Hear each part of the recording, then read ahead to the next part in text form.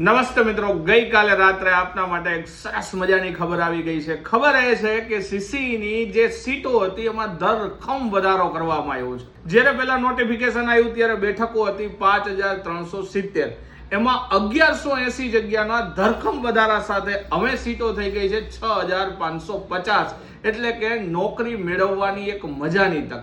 એની અંદર group B ની અંદર 855 જગ્યાનો વધારો થયો છે અને ગ્રુપ એ ની અંદર 325 જગ્યાનો વધારો થયો છે.